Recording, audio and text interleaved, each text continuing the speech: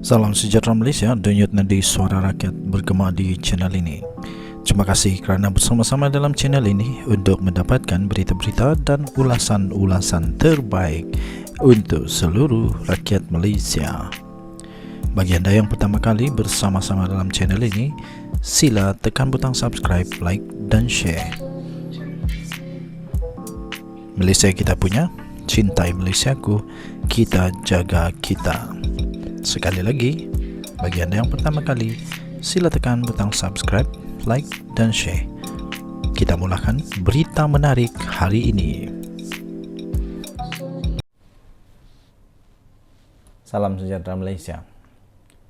Pilihan raya kecil PRK Kuala Kubu Baru menjadi berita yang hangat sekarang ini di Malaysia. Menjadi satu bualan sekarang ini yang cukup besar di media-media sosial, terutamanya media sosial yang ingin melihat apakah bakal terjadi di PRK Kuala Kubu Baru ini. Soalan yang paling penting, soalan yang pasti penting, menarik perhatian dan ditunggu-tunggu ialah siapakah calon yang akan ditandingkan di sana. Ya, siapakah calon PRK untuk Kuala Kubu Baru? Pakatan Harapan akhirnya mengumumkan berkenaan dengan calon daripada Pakatan Harapan. Pakatan Harapan akan bermusyawarah esok, yaitu hari ini 7 April, untuk memuktamadkan calon. Pakatan Harapan bermusyawarah hari ini 7 hari bulan April 2024 untuk memuktamadkan pemilihan calon pada pilihan raya negeri atau pilihan raya kecil untuk Dewan Undangan Negeri DUN Kuala Kubu Baru Negeri Selangor 11 Mei depan. Timbalan Pengerusi Kebangsaan untuk DAP, Gobind Singh Deo, berkata dalam mesyuarat kepimpinan tertinggi Pakatan Harapan di Shah Alam tengah hari itu, beberapa nama akan dikemukakan untuk penilaian, termasuklah daripada sayap wanita. Wow, adakah kita akan melihat calon daripada Pakatan Harapan adalah seorang wanita? Tiada yang mustahil, ya tuan-tuan dan puan-puan. Ya, tiada yang mustahil, sebab kita percaya sekarang kita mesti ada gender punya equality, kesaksamaan. Tidak lagi ada mesti diskriminasi. Mana boleh ada diskriminasi pada zaman sekarang. Ya, jadi kalau ada calon dari wanita itu bagus. Calon lelaki pun bagus juga. No problem. Saya harap bukan hanya daripada Pakatan Harapan yang berpandangan seperti ini, tapi daripada parti-parti yang lain juga perlu berpandangan yang sama, yaitu termasuklah daripada sayap wanita harus ditimbangkan untuk menjadi calon. Ini baru betul. Jangan ada diskriminasi. Jadi beliau berkata, kita berharap keputusan memuktamadkan calon dapat dibuat dalam masa terdekat.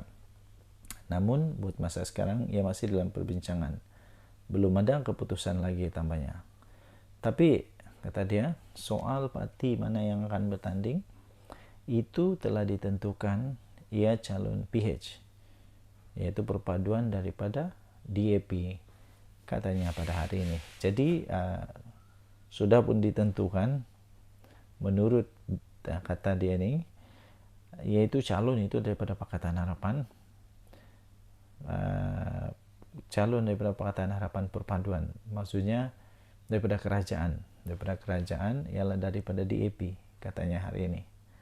Jadi daripada DAP, bukan daripada PKR, mungkin bukan daripada Barisan Nasional, bukan, tapi daripada DAP, dan mungkin bukan juga daripada Amanah, tapi dari DAP.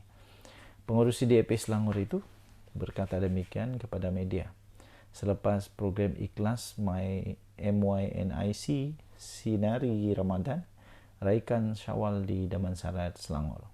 Seramai 48 individu daripada 12 keluarga asnaf telah dibawa untuk membeli belah barangan persiapan Aidilfitri masing-masing.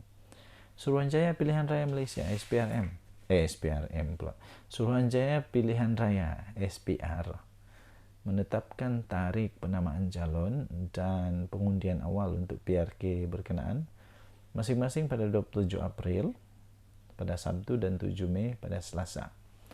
Kerusi Dun Kuala Kubu Baru telah menjadi kosong susulan daripada kematian penyandangnya iaitu Lee Ki Hiong 58 tahun pada 21 Mac yang lalu. Mendiang yang telah menjadi ahli Dewan Undangan Negeri Adun Kuala Kubu Selangor Kuala Kubu Baru di bawah Parlimen Hulu Selangor sejak tahun 2013 lagi telah meninggal dunia selepas bergelut dengan melawan kanser sejak beberapa tahun yang lalu. PRK Kuala Kubu Baru adalah PRK ke-7 selepas pilihan raya umum PRU ke-15 pada 2022 yang lalu. Daftar pemilih pilihan raya bagi PRK Kuala Kubu Baru itu adalah sebanyak 40,226 orang yang terdiri daripada 39,362 pengundi biasa, 625 anggota polis dan 238 anggota tentera. Wow, ini hampir 1,000 orang daripada anggota polis dan tentera. Ramai. Dan pasangan serta seorang pengundi tidak hadir luar negara. Pertama yang menarik perhatian saya ialah anggota polis dan anggota tentera yang hampir 1,000 orang. Ini boleh menentukan kemenangan. Ini boleh menentukan kemenangan ini. Sebab pilihan raya yang lalu ada menang sampai 100 undi je tau. Ini 1,000 banyak nih. Hampir 1,000. Okey, jadi ada beberapa artikel yang saya baca menyatakan bahawa pembangkang Perikatan Nasional yakin mahu boleh rampas Kuala Kubu Baru ini. Tapi betulkah diorang berkemampuan? Betulkah diorang ada kemampuan? Dan ini akan menjadi, mungkin boleh menjadi satu titik tanda kekuatan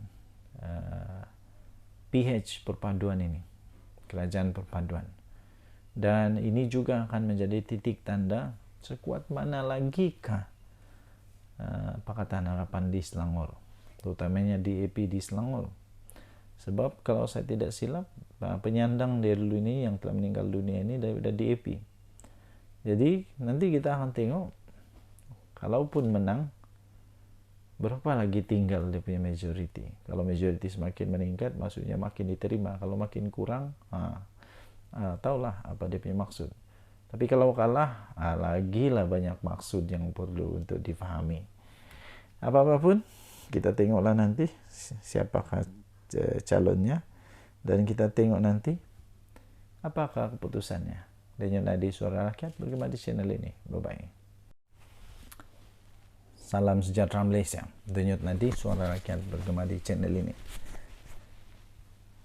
Ada kawan yang memberikan pendapat dan saya pun fikir ada kebenarannya. Dan saya pun fikir itu patut dilakukan oleh Akmal, Dr. Akmal, Ketua Pemuda UMNO, iaitu untuk meletak jawatan sebagai Ketua Pemuda UMNO. Kenapa? Tindakannya telah membuatkan rakyat berasa tidak senang dengan apa yang dilakukannya.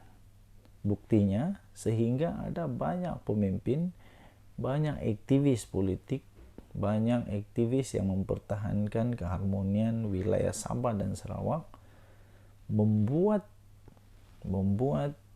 satu permohonan cadangan supaya beliau diharamkan untuk datang ke Sabah dan Sarawak. ini memberi gambaran secara tidak langsung yang buruk kepada UMNO, terutamanya tidak lama lagi menjelang pilihan raya negeri Sabah yang pasti tidak lama lagi lah, sama ada tahun ini atau tahun depan. Yang pasti tahun depan pasti adalah confirm, tapi mungkin tahun ini tak pasti, tapi tahun depan rasanya iya sudah confirm. Ini memberi gambaran yang buruk dan membawa satu kesan yang pasti buruk kepada UMNO untuk pilihan raya ini. Karena kalau UMNO di Sabah dalam kampanye-kampanyenya nanti pasti akan diserang terus-menerus oleh parti-parti yang ya musuh politik parti UMNO, yang pasti akan membangkitkan perkara tentang perkara ini. Jadi untuk mengelakkan damage control, untuk membawa damage control, untuk supaya ada damage control, mungkin salah satu tindakan yang bijak adalah supaya Dr. Akmal meletak jawatan sebagai Ketua Pemuda UMNO. Letak jawatan sebagai Ketua Pemuda UMNO sebab ini membawa kesan yang buruk. Harus diingat,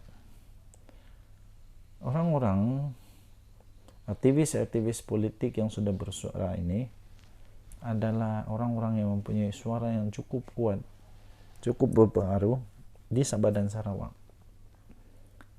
Jadi pasti rakyat Sabah dan Sarawak tidak senang dengan apa yang berlaku, sehingga mereka mau supaya diharamkan datang ke Sabah, Sarawak. Jadi pasti pening juga kepala, terutama di Sabah. Bung Mukhtar pasti pening juga lah dengan keadaan terkini partinya itu, parti UMNO. Tidak tahu untuk tujuan apa Dr. Akmal datang ke Sabah. Adakah mungkin karena pilihan raya tak lama lagi akan berlangsung? Tapi yang pasti parti politik akan menggunakan itu sebagai satu senjata untuk melawan parti UMNO, karena ketuanya Dr. Akmal. Kedua, kenapa saya pikir Dr. Akmal kalau dia nak letak jawatan bagus juga, yaitu dengan secara lebih besar lagi, secara lebih umum lagi, ialah untuk supaya membersihkan kesannya kepada UMNO itu secara lebih besar lah. Kalau itu menunjukkan bahwa Dr. Akmal tidak puas hati dengan tindakan kerajaan sekarang, sementara bos-bosnya di dalam UMNO, Zahid Hamidi, tidaklah seteruk dia dalam tindakan ucapannya. Kenapa Dr. Akmal seolah-olah nampak tidak menghormati lah kalau begini?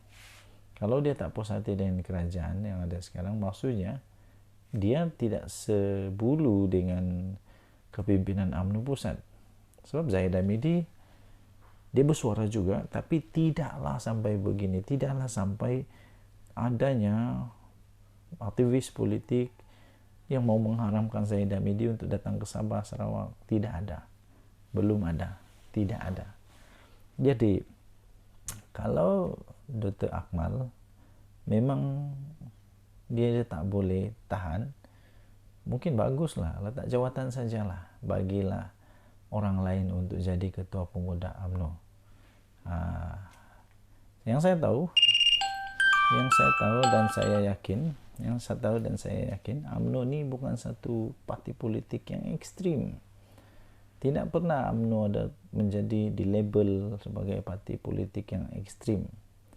Jadi jangan sampai tiba-tiba Dr. Akmal membuat satu bawaan baru, membawa satu gambaran baru yang dapat diterjemah dengan salah oleh rakyat Malaysia, bahwa sudah menyusup masuk ke dalam parti UMNO sifat, sikap, tanda-tanda yang ekstrim. Jangan sampai berlaku seperti itu. Jangan sampai adanya pikiran seperti itu yang timbul kepada rakyat Malaysia, terutamanya untuk Sabah dan Sarawak. Sebab saya yakin UMNO bukan parti yang ekstrim, ya. UMNO bukan parti yang ekstrim. UMNO bukan satu parti yang tidak boleh bertimbang rasa, tidak boleh bertoleransi dan sebagainya. Dan seterusnya, marilah kita sama-sama memberikan peluang kepada mahkamah untuk menjalankan tugas mereka, untuk mengadili dengan penuh adil, saksama dan transparan tentang perkara ini, kerana semua yang bertanggung jawab sudah pun dibawa ke muka pengadilan, sudah pun didakwa di mahkamah. Jadi saya fikir kalau Akmal tidak boleh berhenti daripada menjadi yang dilihat sebagai yang dilihat sebagai tidak bersesuaian dengan keinginan kita untuk hidup dalam harmoni, terutamanya tidak sehaluan dengan kepimpinan UMNO pusat, letak jawatan sajalah, letak jawatan daripada UMNO. Kalau dah tak suka UMNO, tak apa, banyak parti lain, pergilah parti lain pun tak apa. Saya fikir UMNO masih ada banyak lagi pemimpin-pemimpin yang berwibawa seperti dia. Apa-apa pun, mari kita sama-sama jaga keharmonian negara Malaysia. Kita hormati 120 juta peratus, hormatilah perlembagaan negara Malaysia, yaitu agama Islam, agama negara Malaysia, agama persekutuan, maksud saya agama persekutuan, dan kita juga menghormati bahawa bangsa Melayu adalah bangsa yang perlu dihormati di Malaysia. Dan tadi Suara Rakyat bergema di channel ini. Jangan lupa tekan butang subscribe, like dan share. Malaysia kita punya, cinta Malaysia aku, kita jaga kita. Bye-bye. Salam sejahtera Malaysia. Akhirnya kes Ketua Pemuda UMNO, akhirnya sudah keputusan yang dinantikan oleh seluruh rakyat Malaysia. Akhirnya sudah ada keputusan, ya. Dan keputusannya ialah kes Ketua Pemuda UMNO ini yang dikatakan punca dalang, menghasut dan sebagainya. Akhirnya kes Ketua Pemuda UMNO ini akan dirujuk ke Pejabat Peguam Negara minggu depan. Jadi kita tengoklah apa keputusan daripada Peguam Negara, sama ada kes atau tidak kes. Ketasiasatan berkaitan dengan ucapan dan tindakan Ketua Pemuda UMNO Dr. Muhammad Akmal Saleh berhubung isu penjualan stokin yang tertera kalimah Allah akan dirujuk kepada Pejabat Peguam Negara AGC minggu depan. Menurut Ketua Polis Negara Tan Sri Razarudin Husin, pihaknya akan melengkapkan kertas siasatan itu dalam tempoh 5 hari. Dan selepas itu mungkin bolehlah selepas siasatan itu selesai, mungkin itu maksud daripada Ketua Polis Negara ini, selepas kertas siasatan diselesaikan, selepas semua bukti ada, selepas semua keterangan diambil, barulah itu akan diserahkan, dirujuk kepada Pejabat Peguam Negara.